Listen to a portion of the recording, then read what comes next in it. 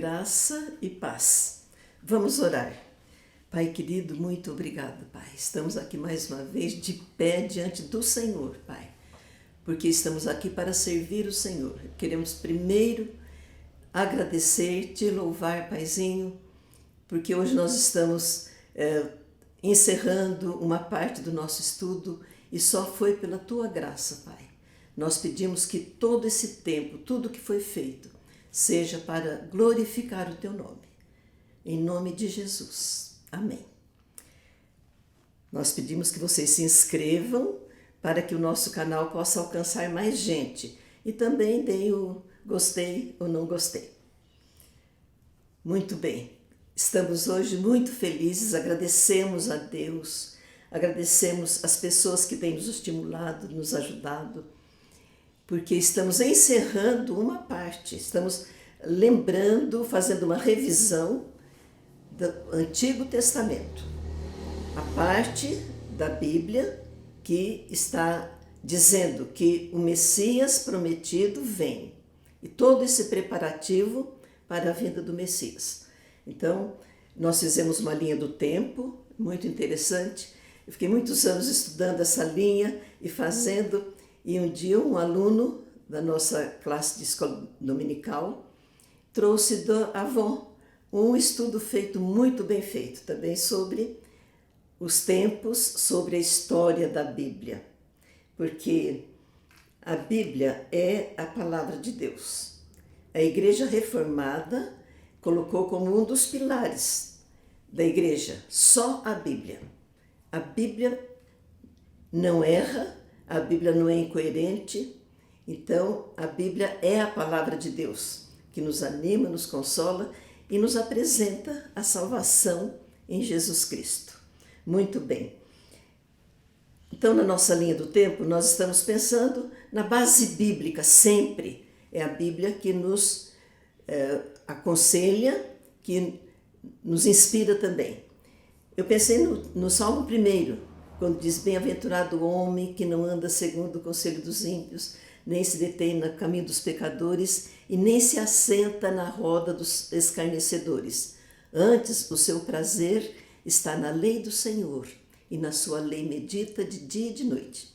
Ele fala que esse homem é como a árvore plantada junto a ribeiros de água, que dá fruto no tempo certo, as folhas não murcham e tudo que esse homem faz prospera. Qual é a condição? Bem-aventurado é o homem que o prazer dele é a palavra de Deus. Nela medita de dia e de noite. E já no Novo Testamento, Jesus fala: vocês erram porque não conhecem as Escrituras e nem o poder de Deus. Então, o homem feliz e o homem que erra. O feliz que obedece à Bíblia, conhece e obedece, e o que erra porque não conhece.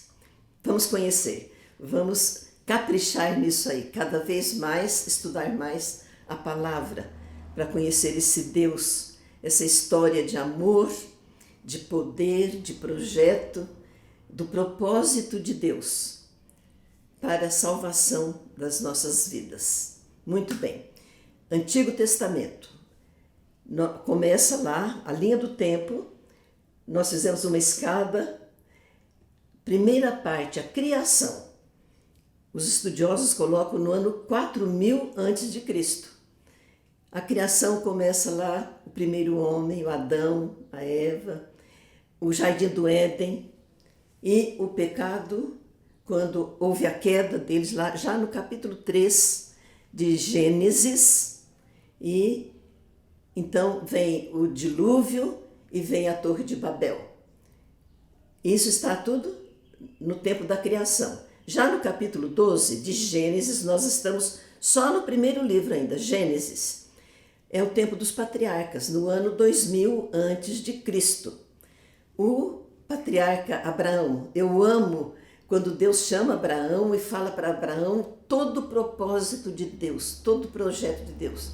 O seu povo vai ficar escravo numa terra estranha, vai servir 400 anos e depois, quando sair, vai sair com riquezas e vai para a terra prometida.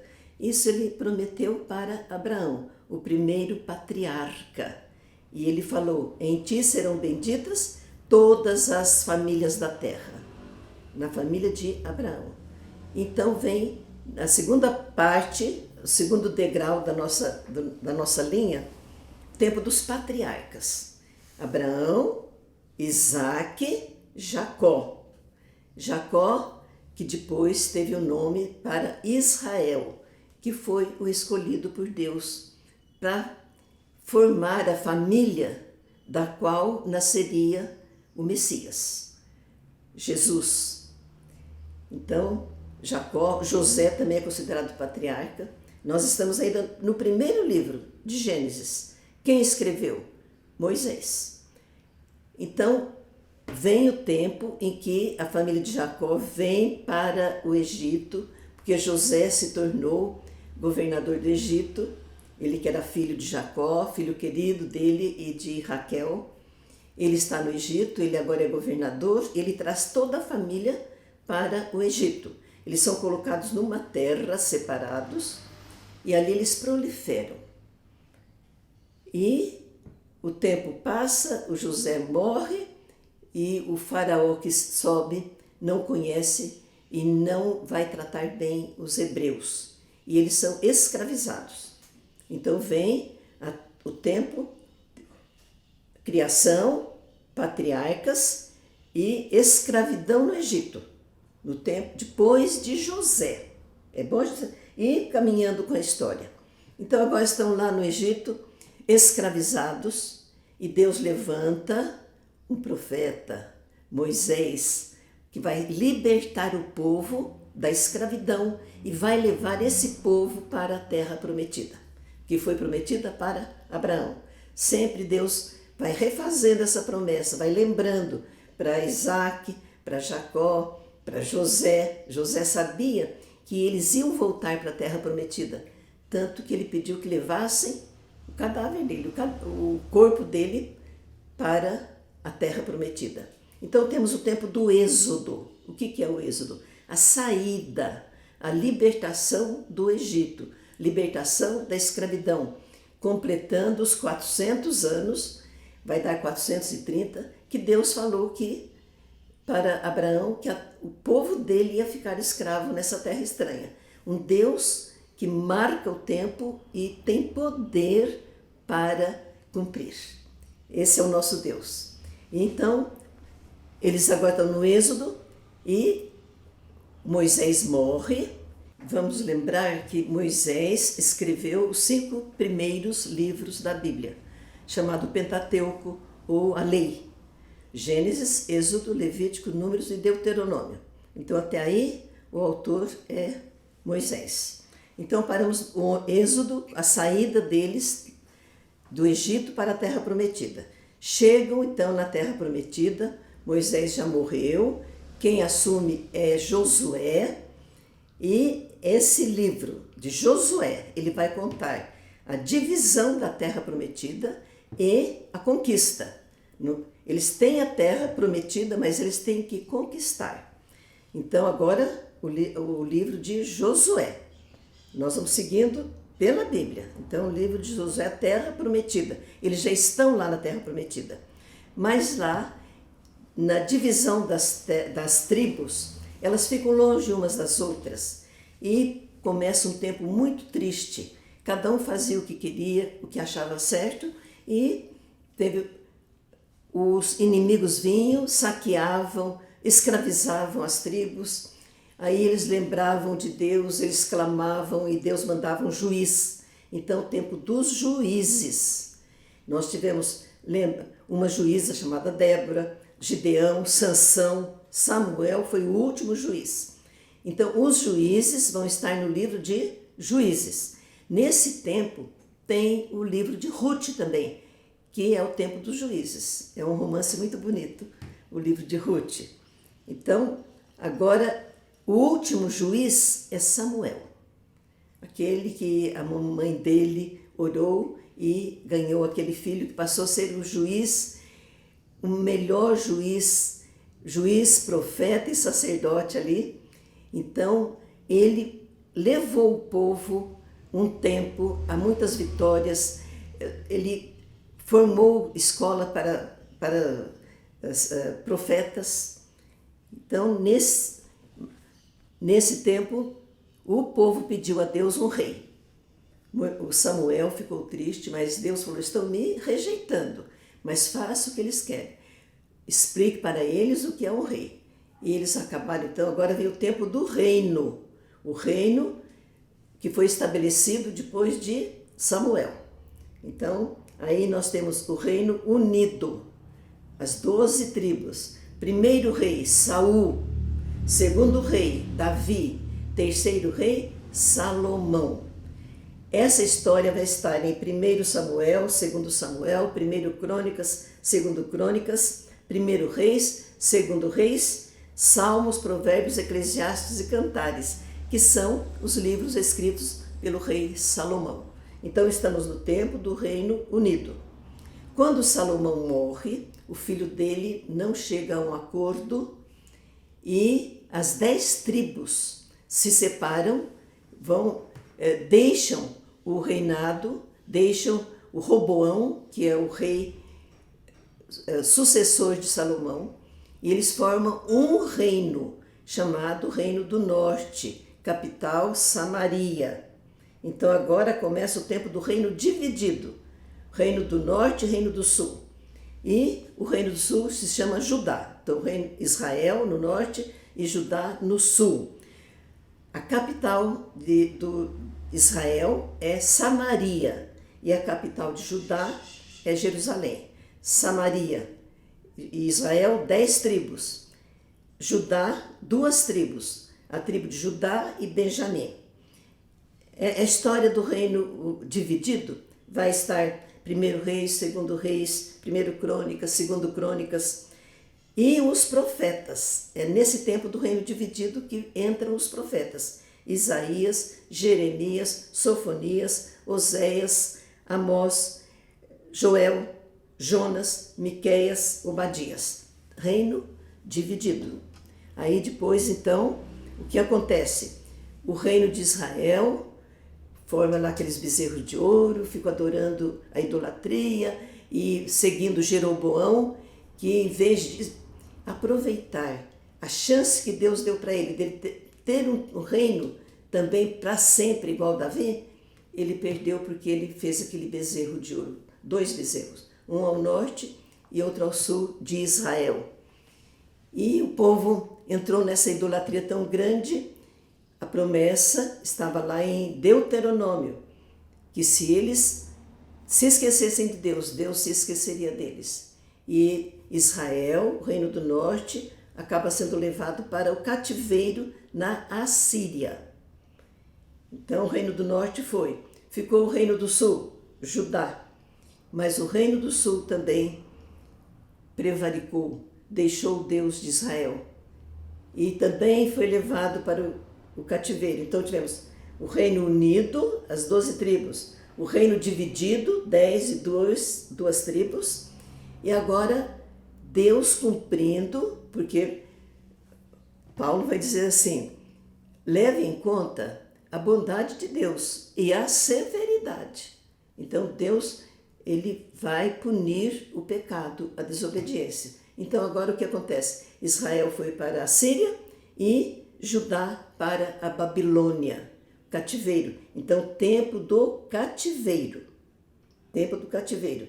Quando Esdras volta, ele revê Crônicas, os reis de Judá, para animar o povo que estava voltando. Então, estamos no cativeiro e começam a voltar. Lá no cativeiro, os profetas que Deus levanta são Ezequiel e Daniel. Ezequiel no meio dos cativos, lá na Babilônia, e o Daniel no palácio dos reis. Ele serviu aos reis como estadista lá. E nesse tempo, então, Esdras, que vai voltar, que no cativeiro começa a volta deles. O Jeremias, Deus falou para ele: o cativeiro vai durar 70 anos. Daniel, quando começa a completar os 70 anos, ele ora para Deus, lembrando isso aí e falando para o povo, estamos no tempo de voltar. Então começa a volta. Como? Ciro, um rei persa, que vai dar a ordem para eles voltarem para reconstruir Jerusalém. Então vem a história da restauração, a volta deles. Depois do cativeiro de 70 anos, eles estão voltando e reconstruindo Jerusalém. O Esdras vem, ele é um escriba, ele vem mandado pelo rei persa e a reconstrução do templo. Nós vemos aí os profetas que apareceram nesse tempo, o Ageu, Zacarias e Malaquias. Então vem o Esdras, depois vem Neemias, que reconstrói os muros de Jerusalém. Nesse tempo tem a história de Ester, porque ela estava no cativeiro, nesse tempo também que começa a restauração, a volta do povo. Deus cumprindo as suas promessas. Todos os profetas falavam isso. Vocês vão sofrer porque vocês pecaram, desobedeceram, mas Deus tem um propósito, tem um projeto com esse povo. Então vocês voltarão um dia. E ele fala, os profetas todos falam da reconstrução de Jerusalém e preparando para a volta do Messias. Então, nós terminamos a linha do tempo aí na restauração, na volta de Israel para a terra prometida e a reconstrução de Israel. Nós vamos ver depois algumas coisas ainda sobre esse final, sobre o Antigo Testamento, e depois iremos para frente, se Deus quiser. Deus continuar nos abençoando e nos dando oportunidade. Enquanto isso, vamos ler a Bíblia, vamos ter propósito, conhecer esse Deus, conhecer esse povo. É um povo abençoado, estão lá ainda. Tem um pastor que diz assim, você quer saber o relógio da história? Veja o que está acontecendo com Israel. Israel tem promessa para eles ainda. E tem promessa para nós, que somos hoje o Israel de Deus. A igreja hoje é o Israel de Deus. Um dia eu falei aqui que um pastor disse que Abraão, Deus falou para ele, olha para o céu e olha para a areia da praia. E ele falou assim, os seus descendentes vão ser do tamanho, da quantidade do grão de areia da praia. E também olhou para o céu, vai ser do tamanho das estrelas, da quantidade de estrelas. E esse pastor disse, o grão de areia é a descendência de povo, de carne, de sangue. São os descendentes de Abraão, que é o povo hebreu, o povo judeu, o povo de Israel. E as estrelas são os descendentes espirituais de Abraão. Ele é o chamado pai da fé, porque começou com ele a nossa história. História de redenção, história de esperança numa vida abundante aqui e numa vida eterna com Jesus. Que Deus nos abençoe.